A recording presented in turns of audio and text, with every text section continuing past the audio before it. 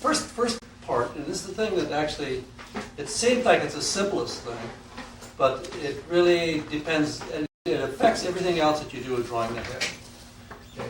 We start out, everybody does sort of this thing for the head. Okay. Yeah. Well, when you're doing that, you actually have to be a lot more careful when you're doing it. When you're taking it, you're establishing the whole attitude and how can I say, the attitude, the direction of the head. Okay. In other words, we have to be very, very careful of taking and being, how we do this. Dan, you want to move the camera in closer? Okay. Now, when we're taking, I first start out, when I'm doing this, instead of just taking and knocking in a line, I'm actually thinking about where the top of the head is, I'm thinking about where the chin is, and then I'm coming in and actually very carefully taking and establishing this line here. So regardless of which way the head is going, I'm always making a quick assessment of the angle that you're dealing with. Okay. Now the next step is the way the head tilts, one way or the other, forward or back. Okay. Now in doing this, we're really talking about, first we're talking about the center of the head. Of course, the eyes are dead center. And we'll go through these proportions a bit more. And now, when you're doing this, we take and use the very basic idea of the ellipse as a way of taking and showing the attitude of the head. So at first I take and I establish where the center is. Then I'm thinking about, okay, how much the head actually takes and turns down or up. So, but this ellipse, again, is one of those things that is usually done pretty sloppy. You can't be sloppy about it. That ellipse has to be at a right angle to that central axis of you're doing of the head. Okay, now starting with that, say, okay, this oval works great if you're looking straight at the front of the head. But in reality, most of the time you're not. You're taking and dealing with the side of the head, you're seeing profiles, seeing all kinds of angles. Well, the minute you start doing that, you start realizing that the head isn't a nice, neat oval. There's a lot more space taking place involved in it. So there's where we start to take and you really need to take and know the whole structure of the skull, the head itself. And so that's really where we begin now. So when you take and we start doing this, like we start to look at it and say, well, maybe the head is turned a little bit. If I start to take and thinking that axis is bent, you got this oval, we start to realize that there's a lot more to the back of the head. And actually, if you take the head in profile, it's pretty close to being a square. Okay. Now, let's take and go through some strategies for seeing, because you really need to become familiar with how the basic structure and have an approach for dealing with it. So now, when I'm dealing with this, I try to see, okay, let's take a look at this head. Now, if I'm taking my finger, and I'm wrapping my fingers around the eye, it's coming around the back. This whole section now, the whole upper part of the head, is really like an egg. It's this type of a shape that we're dealing with. In fact, as we come through, in other words, your fingers come right around and really work into the eye. So to begin with, we start to see that you've got this whole egg shape that's going on here. If you look at it from the top, you can see that the head is a lot wider in the back than it is in the front. So actually we have an egg shape going both ways. We start to see this sort of standing it on end here, slightly flattened out a little bit here. So we start to visualize this egg shape that's got going here. Now, if we take this shape that we're dealing with here, and we're just going to go through this slowly, step by step. We take a baby, for instance. We look at a child's skull. We find the child's skull comes down. The nose is barely sticking out. Practically no jaw here. I guess I should draw this a little bit so we're not confusing here. And we see the skull is the primary element that you're dealing with. Okay. So the lines take and come down. You find that the curve, very strong curve. The eyes are pulling in here. Little nose coming out. You feel the jaw stepping down through. But the back, the main of the jaw here is very, very small. It's almost non-existent. Really, no teeth at this point. This is very, very small. So you look at the proportions, for instance. Find that the eyes are roughly 1/3 the way compared to half when we start talking about an adult. And this really becomes, now when we start thinking of the child, this is really what we look at in animation. We think of as like cute proportions of a child. Okay. But what happens now if you start looking at this skull? Let's just take a piece of paper here and start going a little bit fine. A way of thinking about the skull that you can handle it easily. Okay. So now, if we start out, let's do sort of a 3/4 view of the skull here now. Round. And we're progressively going to get a little more complicated as we go through. Taking the center, coming down through here.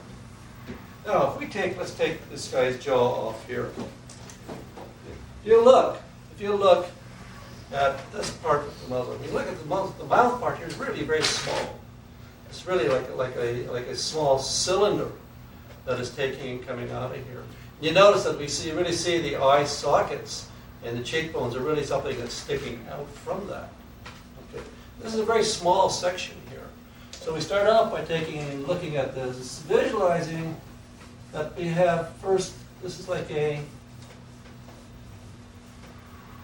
cylinder, I said, that's coming out. In other words, you want to feel this is going down, and we feel this is coming out of here. We start to see this sort of a structure. Okay. Now, if we look at more at this, now you start to see that we've got this. And I'm saying you can really see that you've got this architecture sticking out here. The fruit guy just lost his head here. Okay. Flip his lid. Okay. Now, you look at this cross section here. You can see how flat this is across here. The cheekbone really sticks out. Okay. So this is where the next step, and we start to visualize that this is really an architecture. It's a apparatus. We come across, we start saying, well, we got the eyebrows, the eye socket. These are elements now that are pulling out through here. So we're visualizing this as something that's pulling away from. It's like scaffolding. That's pulling away from, and we can see this is hollow back in here like this. This is pulling out.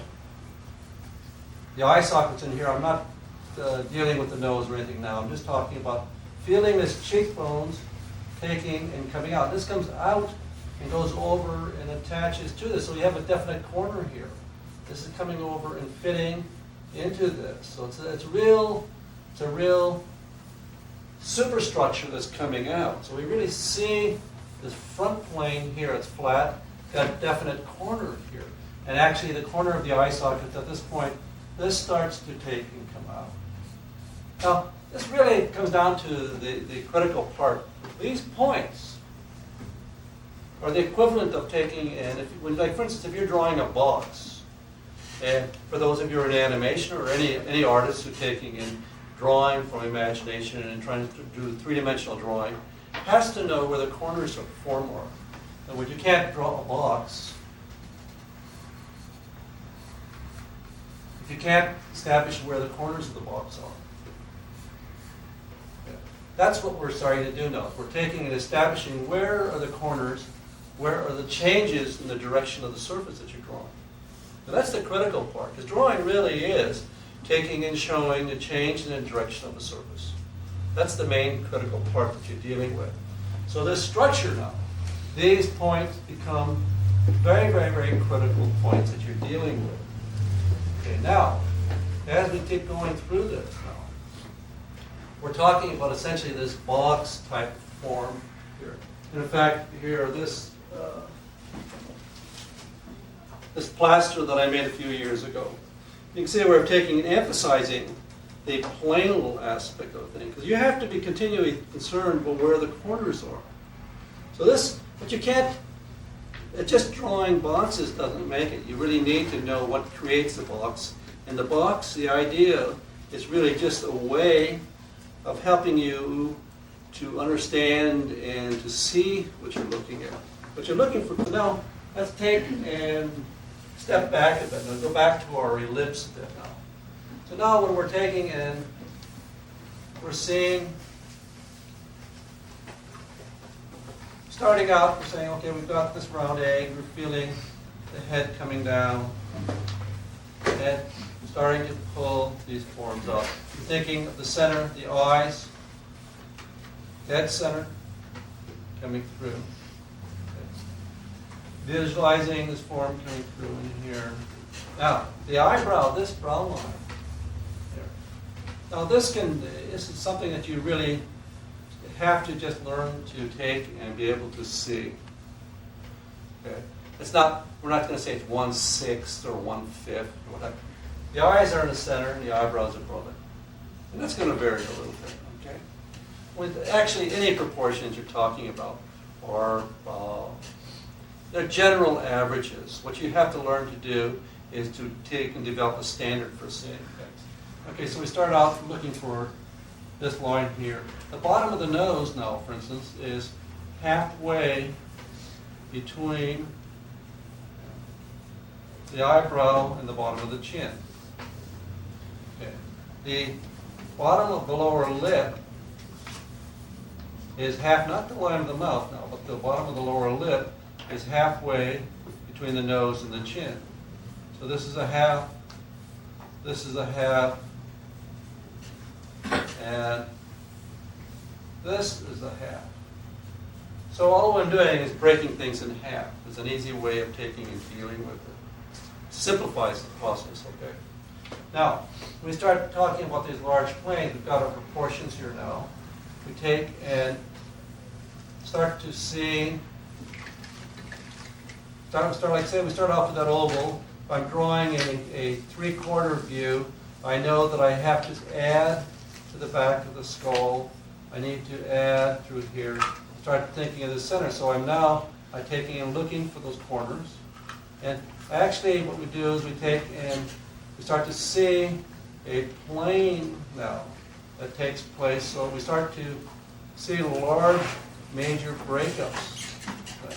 See the eye socket, for instance, is stepping back, cheekbone coming through, and we start to see the chin coming down through to here. Okay. Center, the head, this is stepping down. Okay. Now, corners, we're talking about, let me get my lid here. Okay. The corners we're talking about this point here. Okay. Talking about the corners of the eye socket.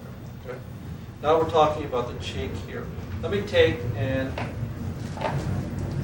do this now in profile. We're seeing through,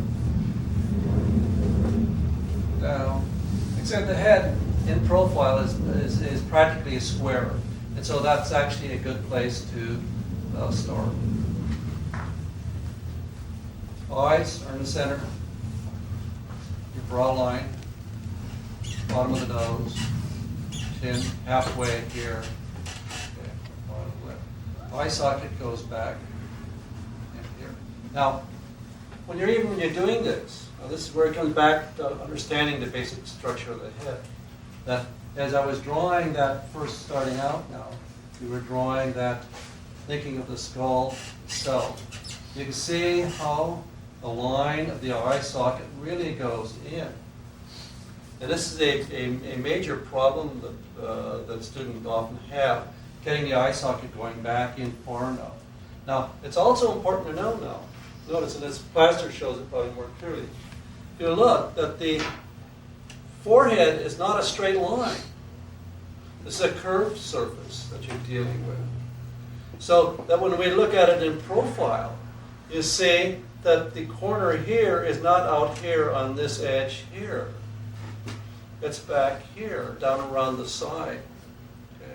So we have to look then, as we're doing this now, so that the corner of the eye socket is over here, not out on the end.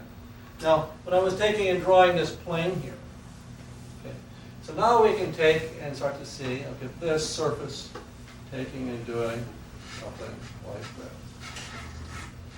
Now, I'm not drawing a perfect circle. This is a arc here. And that arc actually now encompasses the corner of the eye socket and the corner of the cheekbone. So we're talking these points here and here.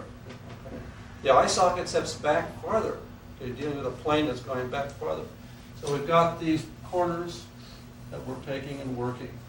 Now, we start going past this. We've got this rough form going through here, going in, coming out, coming back down. Okay. Now, if you look, let's get our jaw back on here. If you look at the head,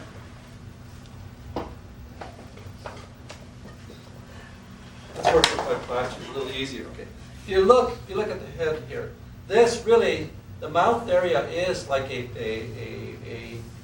round, to use the analogy of like an orange, half an orange stuck on the face.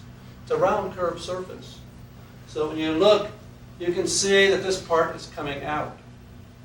You can see, we'll have to leave him skull-less or brainless. Okay. You can see that this is a curved surface here. It's round. It's not a straight line. Okay. And that's really very, very important. So that when we look, we see that this surface here is really a round surface that's fitting on that plane. So when we're drawing and looking at it in profile here, then you're thinking where the chin comes down. That this plane, this front flat plane here that I'm drawing, that we see that this part is really going out like this, coming down. The nose then is taking and coming out from here.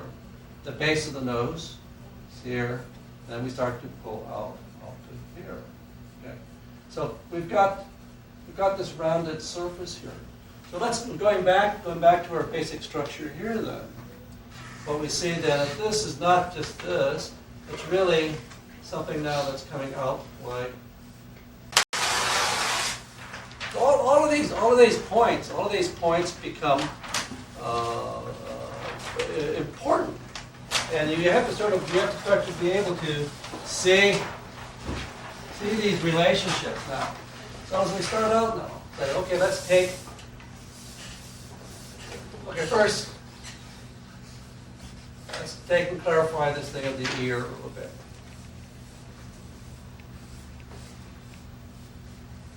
Okay, we've got the shape, the head. Now, essentially you can say that the ear is dead center of the eye. So we're looking at a proportion now, we're seeing the eyes coming through, feeling this coming through the eye. Then we could take that to establish chin. This line here will take and give us the eye, or the ear. And then the brow line, you start to see coming through. Bottom of the nose, halfway, bottom of the lower lip, mouth. This line is going to take and work through here. We've got the jaw is dropping. The corner of the jaw now will take and line up with the line of the mouth coming through. So you got this line to the corner of your jaw. Okay, so this coming through to here, then we're taking, pulling forward. Got the eye socket pulling back. We're feeling that curve coming through. The nose is taking and pulling up. And we'll talk about the features separately now. You start to feel this coming through. And the hair coming back. Now, as while I'm at it here, the pit of the neck is roughly the same distance as from, say, below the nose, top of the head, coming through. Okay. corresponds to in front the width of the head. Okay. The neck also is wider at the top than it is at the bottom. And the next session we'll be taking and talking about the neck and how that fits in. Okay. Now, so this is halfway. Now, what's important here is we have this alignment between the nose and the ear. Okay. Is that this becomes a way of helping you to see actually how the head is orientated. We started out by taking and talking about saying, okay, you look at the head at the top, and through the bottom, volume, okay, and finding the eyes, okay. Now, the hard part is really to take and establish which way do you draw the ellipse, which way the head is tilted. That becomes really the difficult thing at times to get. And so what you do, and the simple way of doing it, is you use the relationship that we have of the ears to the eyebrow and the nose, the bottom of the ear to the bottom of the nose. Okay. Now, the simplest way to begin with, if you take this corner that we've been talking so much about now, this is where all these points are so critical. If we take a corner of the eye socket here, okay, when a person is looking straight at you,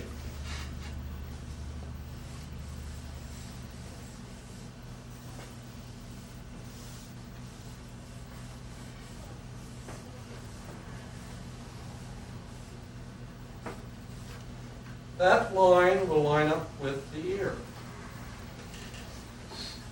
Okay. That corner, this, the ear. Okay. The minute you tilt the head at all, or if you look at me, okay, I'm fairly straight, this is going to line up. Now, if I move my head down, obviously the ears become higher than my corners of my eye. Okay, a simple way of doing this when you start getting a tilt and start dealing with this is you just hold your pencil up. Just hold your pencil up and you check to see, okay, what's the angle of this from here to here? And then you hold your pencil up and say, okay, what's the angle for the ears? If you're doing this, you say, oh, you got this, this. Right away you start to see, now for instance, let's take and do, the figure is here, but it's tilted. So if I hold my thumb, look, I find that corner, I look for that corner, and I just hold my pencil up and say, oh, that's going this way. And then I hold from that corner there, I look to the ear, and I say, oh, how is it going this way? And the minute I do that, I know that what I'm doing is I'm looking up at this. This is like looking at a box now that is taking and going this way.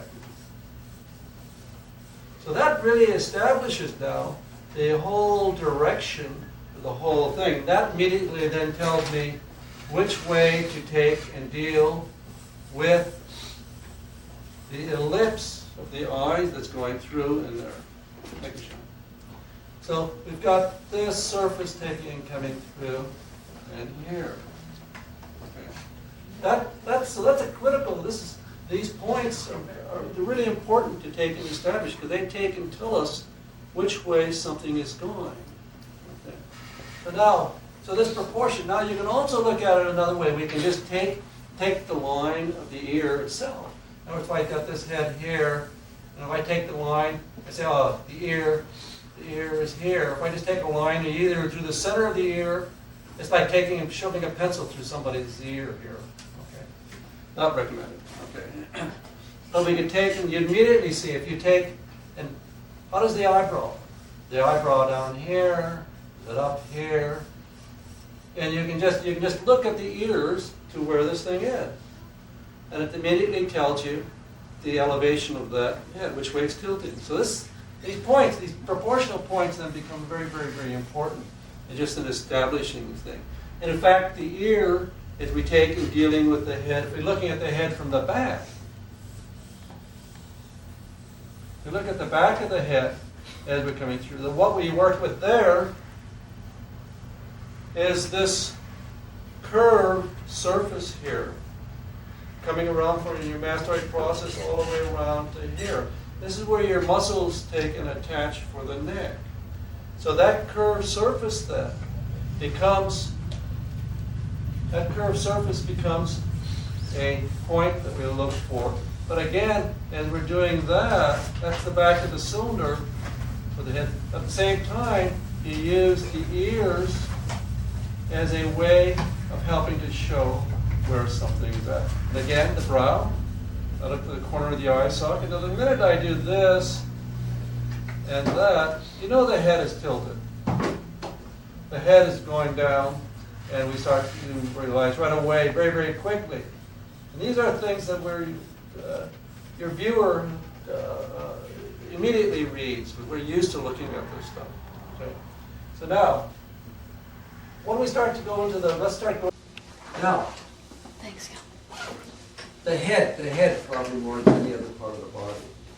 You really have to have a good handle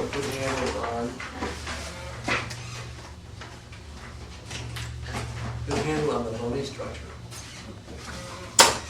This is where we begin. Now, I used to take and talk about the skull sort of like being an egg. It really is sort of more like an eggplant that's maybe been sitting on a shelf a little too long. But the idea is you gotta visualize. You have to visualize really the shape. So if you look at it in profile here, it really is sort of an egg shape.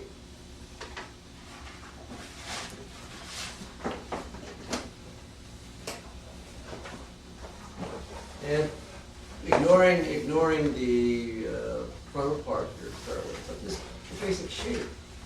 And if you look at it from the top, even that gives us a bit of an egg shape. Of course, standing on the point. But it's important to notice that it's also wider at the back. When we talked about this last week when we were dealing with proportion. The front is narrower, the back is wider. And that comes through pretty clear. Now, the part that seems to be difficult is, and this is really a lot of times confused because the appearances are different. Now, when we look at somebody's forehead, we have a tendency to think, well, it's flat across here. It's not flat. It's not even close to being flat.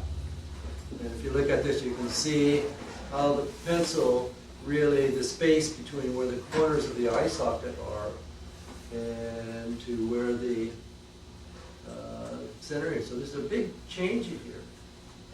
This is really a curved surface. So now, when we start talking about that curved surface, we're going to build this thing up in a series of steps. But we start out with visualizing, drawing this sort of a three-quarter view.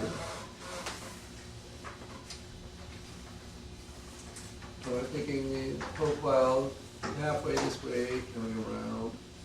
And as we pull underneath, in other words, you cut through here, the hand just curves right into the eye socket.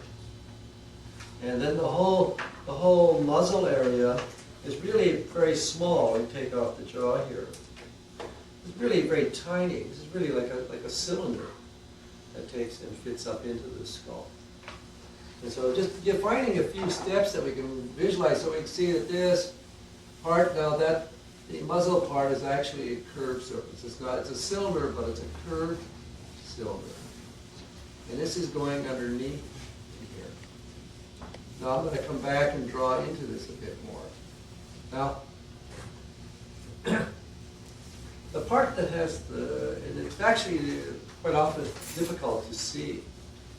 You have to really concentrate on the corners of the eye socket, how they really pull up. Because these become the point that really we take and define the front from the side. Okay, so this line, the corner of the eye socket, the cheekbone, and when we pull down into the masseter muscle down to the jaw. This is really the side to front. Now, when we're drawing this then, we have to start with the idea that this is a curve. This is a curved surface. A curved surface. And the corner of the eye sockets are taking and they're pulling out. They actually are pulling out from this surface. So this surface, as it goes pulled down through here, we feel the pull. Because I'm drawing 3/4 here, so you can see it is coming out from the other side. These are almost like wings taking and pulling out. This part coming out. And it's actually at an angle. It's not straight across. Coming up. So we can feel this is a surface pushing down on the other side over here. This is coming through. We have a line created in here. That is where your masseter muscle, that's part of what's creating this line here that we see in the plane coming through. So we have a pull. These muscles, this stuff placed here pulls in. This is where your temporal muscles are taking and coming down and attaching to the jaw, going in behind your zygomatic arch here. So, but this is pulling out. So I'm going to really emphasize that this is a curved surface here, and we're pulling out. Now, this corner right here, and we're taking and drawing this corner coming down. Now, a lot of times when you're pulling this down through here, it's actually on the skeleton here, you come up and try to put your finger on it. Well, it's not that clear. It's not that obvious. But when you look at a person, it's very obvious. You know, I can take and start to turn this in such a way that we get it. You can see there's a light hitting this side here. And you can feel the corner, so the corner becomes really clean. It's very, very definite point now. And so working with the light, and then we use this curved area, we can feel this coming down now, coming through. So at this point now, we're pulling over here, coming through. This now pulls around and goes back. So this is all hollow behind here. And your cheekbone then, your zygomatic arch, is pulling back to the halfway point. So this is your halfway point. So as you're coming back, going around, you feel this is the halfway point. Notice this is a diagonal too. It's not a straight line. This is a diagonal line coming up. And that's what often we see, the shape that we see taking and coming through. We feel this line. So as they're coming down and starting to see this. Now, here again, it's not quite so obvious. But we actually have a very clear-cut corner. On the top, this is very curved. You see, this is a curve going through here.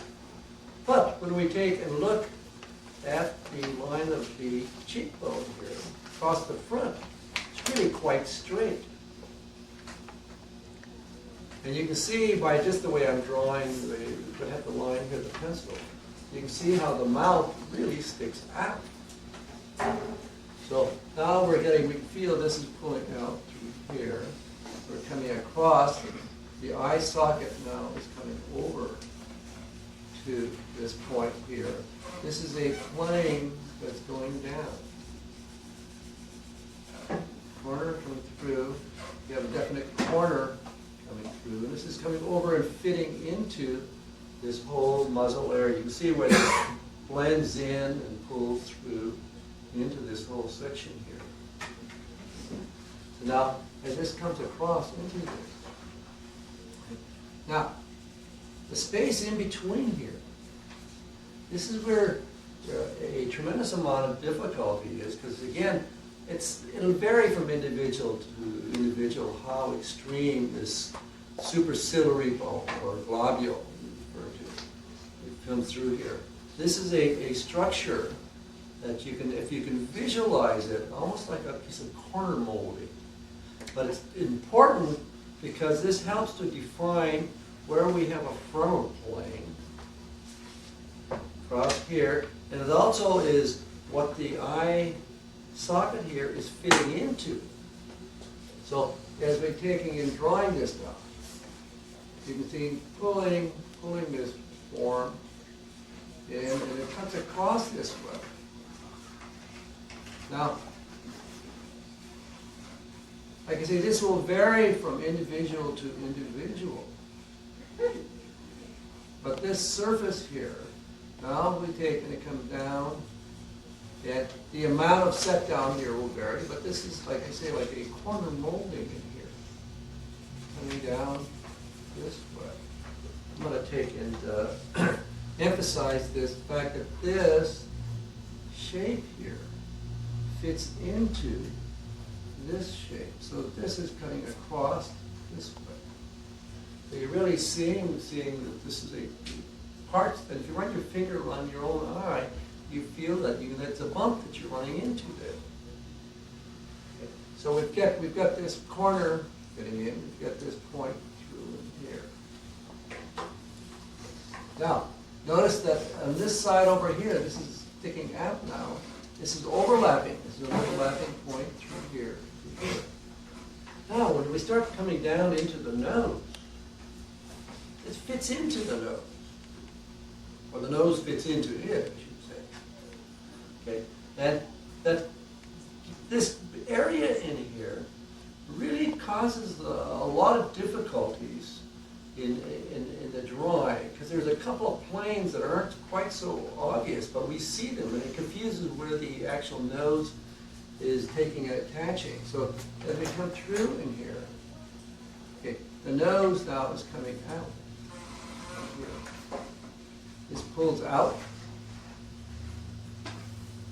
And now at this point, the base of the nose is along this plane that's going back through here.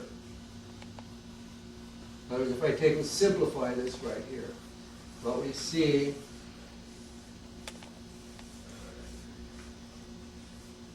the eye socket are in the center. The brow this is a curved surface, it's not straight across. And we have this corner here, so we're creating this plane on the side. This is going back in. So there's this plane here, going back in. Now, at this point right here, then, and at this point here, there's actually then there's a plane here. Now that'll vary, the exact shape will vary, of course, with an individual. But we actually, what you're dealing with are these surfaces that turn.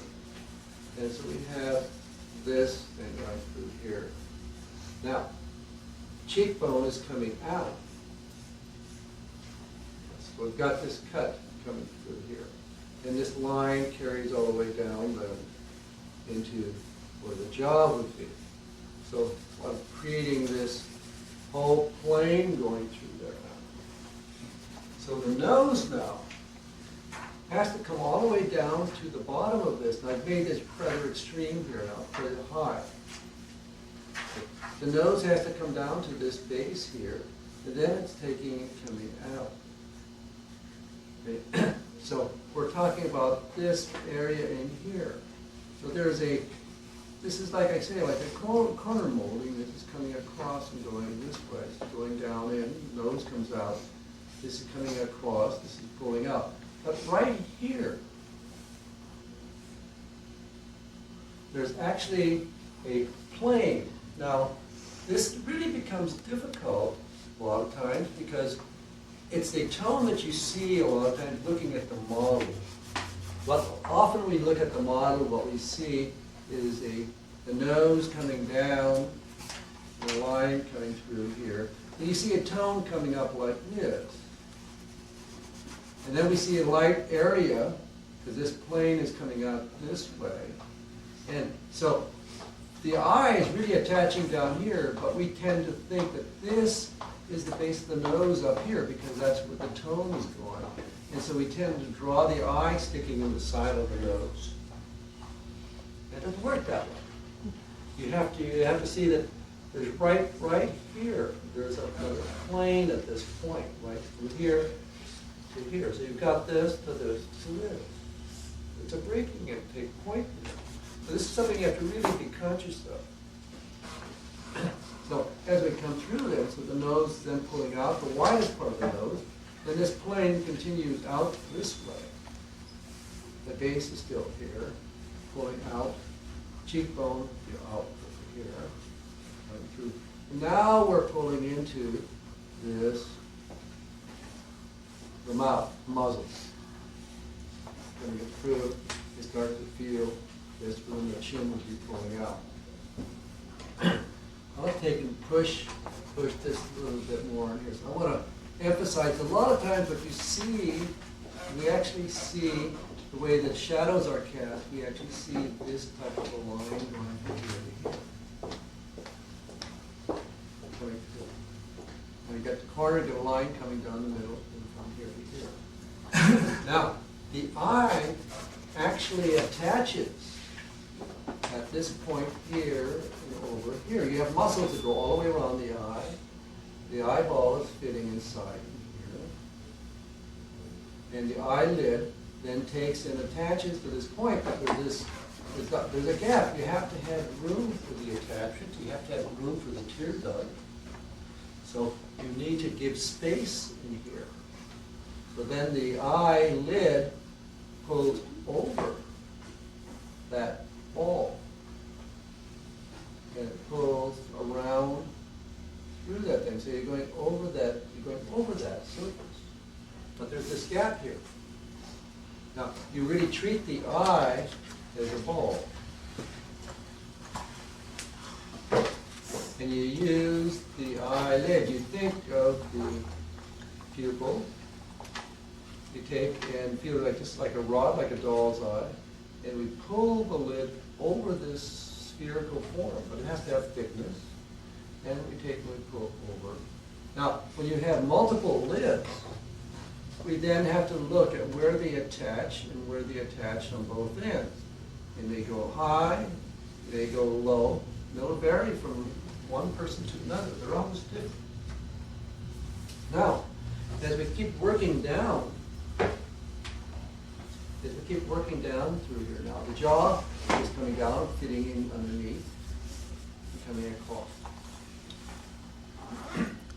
Notice that this muzzle is pulling down through here.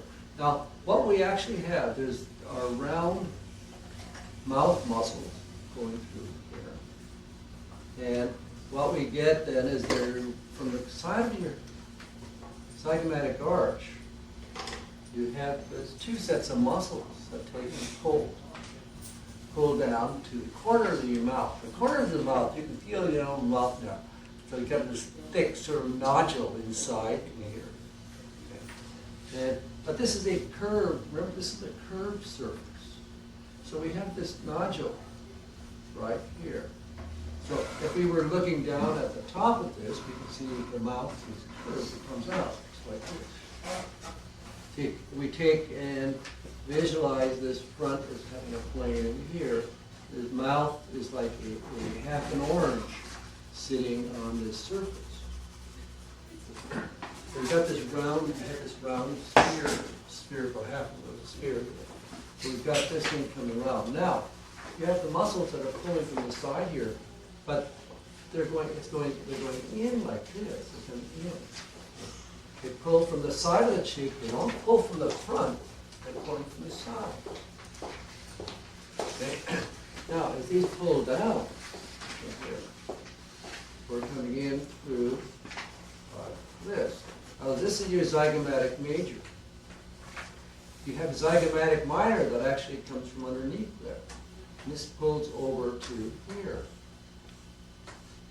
Now, this is like what this is like an involuntary muscle. This has to do with when you take in people snarl, you know, arr. That's this muscle pulling across here.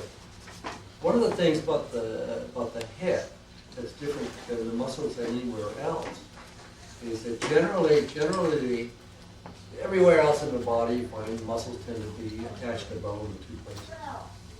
In the face, it's not that way at all. They will, most of the time, it's only one, or maybe not attached to bone at all. So, but what we get is we feel a pull through here. So, the pull of a muscle, the shape of the fold that's created by the pull of the muscle, is at right angles to the pull of that muscle. So when the muscle pulls this way, that the folds go through and here, so that when you wrinkle your forehead, the muscles that we have in our forehead, we have two sets of muscles in the forehead. We have, they're taking in the one set that's coming through on here. You have another set that's in here. So we actually have, and these are all independent now. So that means you can raise your eyebrow, one eyebrow. Or you can raise the center up. Or you can raise all of them. So these muscles, the way they take and work. You also have muscles that take and pull across from one side to the other like this, through here. So that you can pull your eyebrows together. Okay. Now, you have levators, depressors, you have muscles that pull down. So we have a whole, this comes sort of we have, like I said, we have these round muscles going around the mouth. Well, you have muscles that pull across this way. You have muscles underneath here that take and come through and pull the lip down. You get it. There's stuff going on. Now, but you also have muscles that go across back this way. So you have all this stuff. Now, it's easy to think of these as all being outside on the surface of it. Okay? But they're going in. We have all this stuff up here. So first of all, what happens here then is underneath the cheekbone, you have these large masseter muscles. In other words, the muscles that you use for chewing and all this stuff. Which create, like somebody who's rather thin or very strong, muscular developed here, you find it just creates a line coming down through here. Okay? So we have a very clear edge that'll be coming down through here. You get this plane. In other words, this line, this plane I'm talking about then is this arc. Now that's taking and coming around through this way. We're taking and pulling around through here. Now, the cheekbones, they're not in perfect alignment. These are just steps in the process of taking and bringing it. You can take and see that some people's cheekbones are farther out, some are narrower. You find next week, or actually when I get back from the East Coast, that the model we have, his cheekbones are really in. So he looks a lot taller. He is tall, but he looks a lot taller than he actually is. It makes his head look. So you'll find the difference between ethnic groups. You'll find maybe just subtle shifts in where the cheekbone is, or maybe a little bit how lower it is. But there's actually a plane here now that we can take and we visualize this plane through the corner of the cheeks here now. He's coming through. Now, at this point, then we have these large. See, there are no muscles that take and go like this. There's no muscles for all of this. Everything goes the opposite. This is caused by the smile, the smiling muscle. Okay, so we have this padding in here, this cheeky stuff, the fat. So this takes and pulls. This is coming out. Right here, it pulls and comes over this surface. Comes through. So it pulls through here. So we're building on all of these points now. So we've got the mass that's going through. So these muscles building on top of these surfaces. And of course, there's all kinds of glands in here. There's all kinds of veins and arteries, etc. But the important part is this basic bony structure that you're dealing with. That's the part that you really take and focus on. So now, if we take and carry, let's carry this back now into the nose and the mouth a little bit. Now, if we take and you look, let's go back now a step. I'm going to draw the brow line here a little bit more, a little larger. Let's see. I'm dealing with the arc. This is the arc. It's not a straight line. Now the problem with this is that as I'm drawing here, I'm drawing a 3/4 view. more three-quarter view we go, or we start vanishing profile. We start going like this. Instead of seeing the corners of the eye socket, comparing them, we end up getting confused because what we see is this, and we see the corner here, which creates a different line, creates a different angle. So we start to see this line instead of this line. You always have to be conscious that you're actually focusing on the corner of the eye socket, and that this up here is different than that. Now, as we pull through, another part that is important here when looking at that as we see that superciliary bone coming through, let's see, plane coming through from this way. We feel the corner of the eye socket coming down, getting into it. From down, pushing down. Feel this is coming out through here. This is kicking, going down, fitting in, coming out, going over, fitting into, the nose is taking, coming out. But this surface here is facing down. Not perfectly down, but down. And this is the surface where your eyebrows start, down here. So this is a down-facing surface. So the surface is on the underside that your eyebrow starts off. Then the eyebrow takes and pulls up, and actually is on your forehead. And the light that you see here, this is where I've got my finger where the light is where the bone is. So the eyebrow is going up like this. The eyebrow goes up like that, up here. All of this in here is the bone, and then we have layers of fat and stuff that come through this surface through here. Now, when we carry this whole thing down now, keep going with the nose. We've got this plane, we've got these couple levels here. Now we've got this turning here, and we'll be attaching here. Now, as the nose comes out,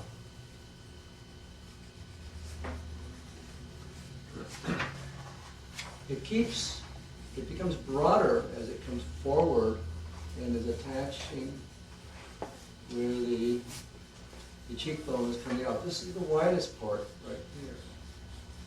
Now, another point which I didn't mention here, if you look at this in profile, you would see, well, let's just draw it here, forehead coming down, get the eye socket sitting back. But again, remember this is a curved surface, so it's not on a flat plane out, it's not on the contour out here, it's sitting back here. But if I hold this pencil here, you can see how far in from the outside contour that the actual corner of the eye socket is. So it's a real curve. So the corner then is actually over here. And since this is a curved surface, it's going up. So this is the actual corner here. Now, this plane is going in. The cheekbone is coming out. But the front plane here, this surface here, is going back down again, this way. Now as you pull, as the nose pulls out, as we pull out in here, the actual end of the bone now is again at a diagonal, and it corresponds roughly to the diagonal of the cheekbone, going this way and this way. So we have the bone coming down and going down this way. Here. So we've got this coming down, then we're coming into the area of the septum. Okay. Now, as we come down through here, we've got these diagonals now. We've got this coming through, this going down, this coming up. You have this plane pulling around, this pulling through, going down. Now, this fits into the curvature of this whole muzzle as we're going around. Cheekbone is out, through, and out. here and going down and around. Now, the nose has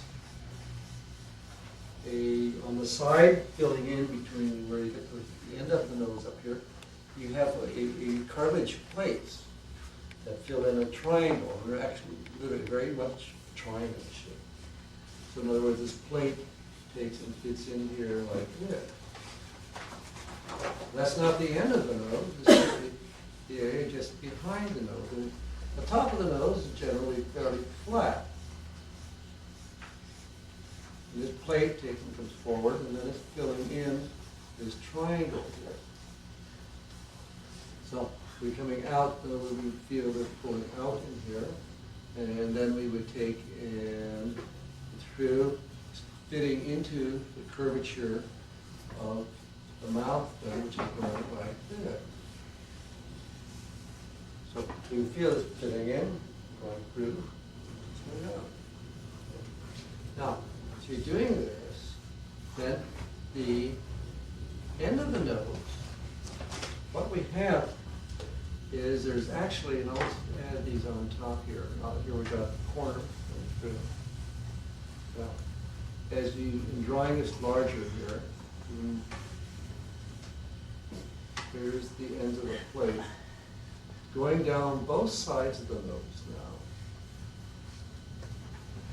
now. You have these forms that are here. In other words, the end of the nose. It's cartilage, not cartilage, but and the shape, of course, varies tremendously with individual to individual. But they go down the side of the nose, and they actually have a side to them, and it goes through, and we find that there's even as it comes down as sort of a shape going back in this way. Then we have, as these take and come forward. Now again, they vary tremendously from, they can be large bulbous times, or they can be pointed.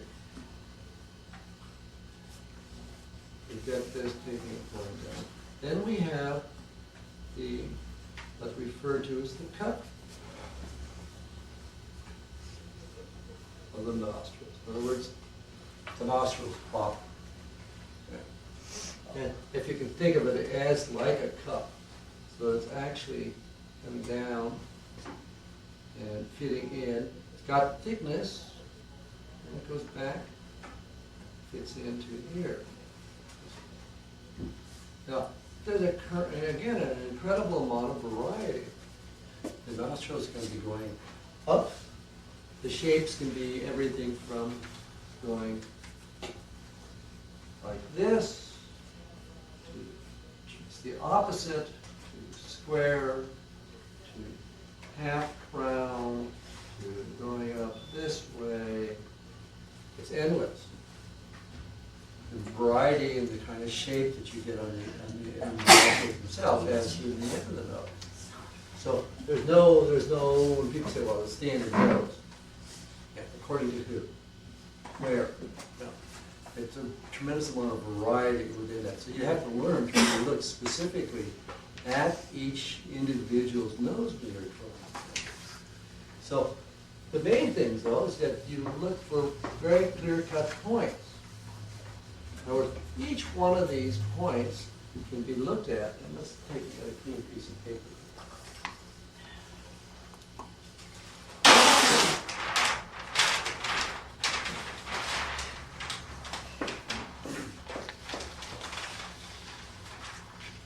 Well, as you can see up on the wall here, I've taken and these are basic diagrams. What I'm diagramming up here, and you should look at these things during the day because the same lecture and all the handouts that you've got. Okay, that.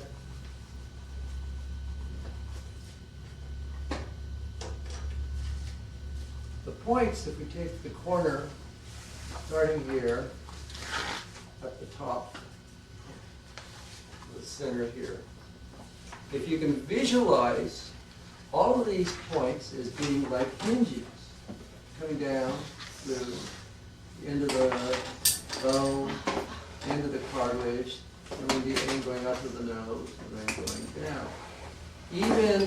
Even the angle here is a tremendous amount of variety to the whole process. So that if we could move this up this way, we can move this down here, we can move that up, we can move this down, and we can do this. These would be like the equivalent of points in a computer. You can take them, juggle around, and move them to take into different kind of shapes, but these are where all of the configuration changes take. Some of your lengths in here are not going to vary, just what the angles are primarily. It's like people say, well, somebody's got a long nose or a short nose. Well, they're really not any different. Everybody's nose is essentially halfway from the brow to the chin. It's the angle that the nose comes out from. In other words, we take and look here. Let us take sort of I'll start with a sort of we go through the whole thing in gradation. Change from, say, a baby. Okay, a baby's nose really sticks out. They don't really have any teeth, so they have practically no jaw. So this is all like this, and so we go through. The eyes on a baby are roughly in the third. So the head is up here. Now, as you keep growing, your nose keeps going longer. Your chin keeps coming out, as do your ears. Your ears keep getting longer. Okay, so now, as we grow here, this nose is going from this. And actually, if you think of the logic there, that the nursing baby has to breathe, it's a snorkel. So it has to work that way. Now, as you keep getting older, this angle changes now. And the chin will slowly, progressively start to move out. And we dropping a bit. Coming through. So you're already at this point here, you can see this is a much older child or a person just by changing this angle and dropping the chin a little bit. Now, this progression continues. This I've already got that halfway. But if we take and start to play with this now, we can take and start to see. Notice I'm keeping this point the same. And we can take and make this stuff. I'm taking them pretty fast here now. So now I pull this out. Well, we can carry this to any extreme we want. We start to also to shape the angles of the forehead. Well, it doesn't have to slant back, it can slant forward. And we see a lot of people where the whole shape of the head is actually takes and goes this way, and then it starts to pull out like that.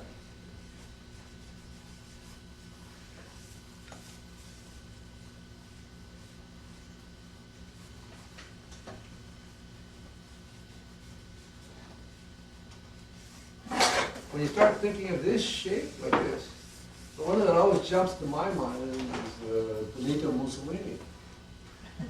It's big.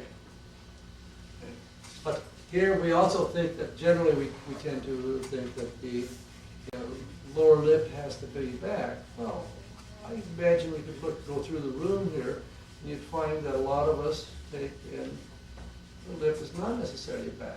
It's a point going through here, which brings up the next point now. We look at the curvature of the mouth. You're looking at profile, we're taking and talking about this curve in here. Well, as we take from the nose then, stepping down, and of course the nostrils don't have to go up, they can go sideways and go down. But what we have is a center line coming out, septum, the lips going over this spherical form. Going around the corner, going in, pull through. This point, this is going down. The chin then is coming out. Now, the configuration of this, now there's becoming planes coming down through here. That this, where we come to, where the corner is here, it could be very low or it can be very, very high. If you look at our model today, you'll see that hers is very high. It comes right up underneath the lip. Well, you start to look around at the room, you'll see that you get the whole line of different variations of it. Some of it's halfway down, some of it's straight, some of it's curved. In other words, where we make this break in here, it could be way up here, they could be way down here. And as you draw, we try to feel the way these forms pull up and around that surface. We have in the corner of the mouth what we call the pillars of the mouth. So that nodule I was talking about is where the muscles are taking and pulling, coming into this point in here. So you have a line.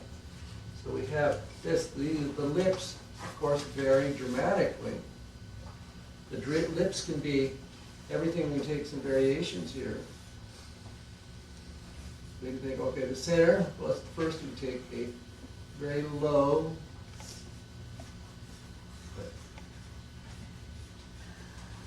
and we do this. Sort of like me, non-lip. Okay. Sort of straight, come across. Okay. Now, of course, then the varieties from that take, and we find that the biggest differences, we take, okay, we're lifting this up a bit. It's the kind of curve that we take from here. Does it go this way, or does it go this way? You probably go around the room and find it's about evenly broken down between those two variations.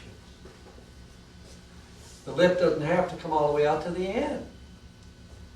You can find that this will take and come through, and maybe, like you look at little children, you find that you get this incredible, this little Cupid doll. Well, that's where the tumor comes from. But the mouth may be over here, but we get this, and the lower lip may be something like this.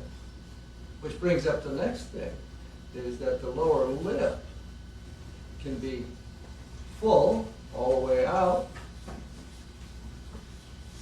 or it can be rather short and square, or it can be something like this. And scads in between. Again, there's no one thing. A simple way of thinking about the whole lip area is to think of a bird sitting on a nest.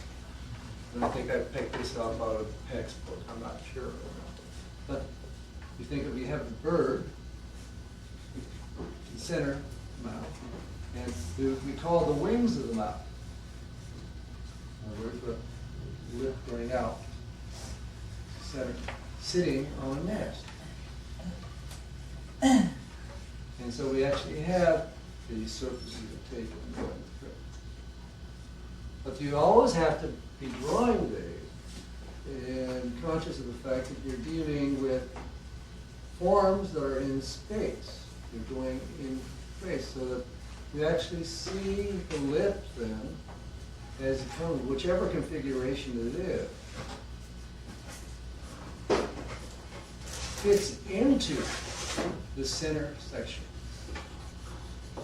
So we have this, and that'll be exaggerated on some or barely perceivable on others.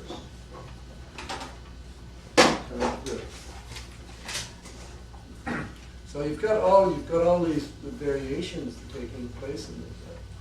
But the main thing that we go for, you're always drawing the skull. When I was a teenager, everybody's parents want their kids to become doctors. Okay? My folks said, well, be a doctor. I was like, well, okay. I never argued, I just didn't. Okay? And well, they realized once I didn't get straight A's in school, I wasn't going to be a doctor. Okay. Well, then when I went down, well, maybe a dentist. That wouldn't work out either. And so a medical illustrator, that, that's possible. Okay. So I used to draw a lot of skulls and stuff, and I was, so maybe I'm not getting that far off from track. Okay. But I used to take, as a teenager, draw skulls, and then slightly change the bones, and then put the muscle and stuff on top of it to see how it would change the character, like an anthropologist. I did it as a sort of just a game, it was fun. Of course, I learned a lot in doing that, but this is really what you deal with. Deal with the skull first. And that gives you the structure, it's the box, it's the thing that you build everything on. And that's really where you have to start. So when you're taking and blocking in the head, you're always looking for these landmarks then. You're always looking for these points. So we go back now, we take in a process. You're going through a series, you go through a series of steps in doing the drawing.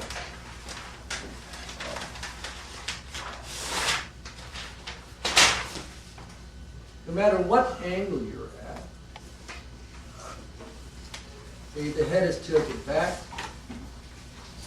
but you're always looking for the center. You're looking for the axis to the center of the head. You have to take and think that if you can see the line, in other words, we talked about this last week, you expect, if you look at the line, because the nose lines up with the ears. If you can see the line across the ears, you can then judge if the nose is above that line or below it to tell which way the head is tilted. The same thing goes with the corners of the brow to the top of the ear. You can see which way this angle changes direction. In other words, when you're perfectly straight,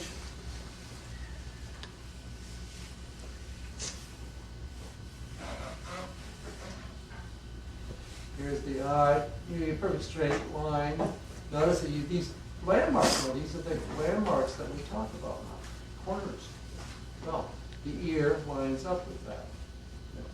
Bottom of the nose, these are the proportional points. Now, bottom of the ear, through here, here.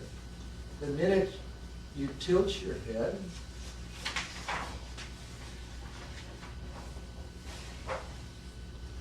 you think of the eye still to the center, but now if you can look, when you're looking at the head, you see that the angle, the line from here to here, these are two separate lines, but the minute the head is, say, tilted back, going back, in other words, the ellipse would be going this way.